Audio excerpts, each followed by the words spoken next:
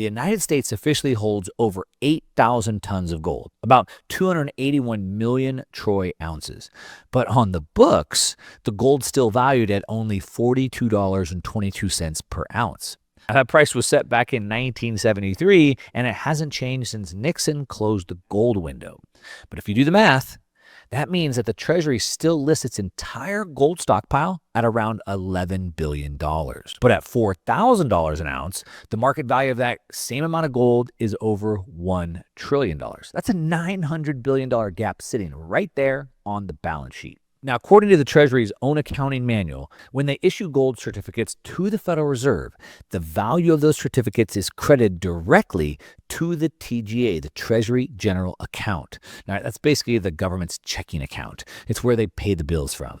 So if the Treasury were to remark that gold to market price, they could instantly inject roughly $1 trillion into that account. Without issuing a single new bond, without having to borrow a single penny, they'd simply be updating the value of the asset that they already own. This isn't without precedent. This has happened before.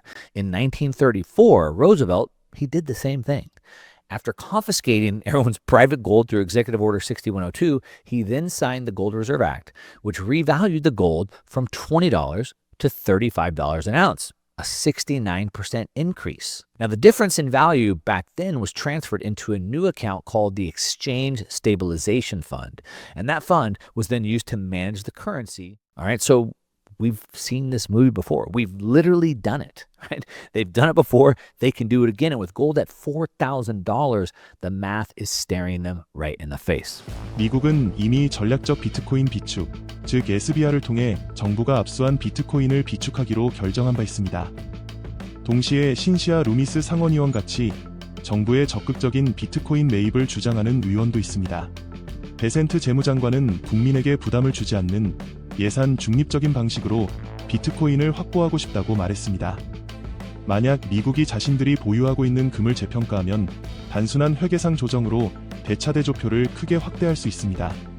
So if the gold gets remarked at the market price and the Treasury suddenly has $1 trillion in its new headroom in its general account, what better way to hedge that new liquidity than by converting part of it into the hardest digital asset on earth? Now, that's what the strategic Bitcoin reserve really is. It's a hedge against their own balance sheet expansion.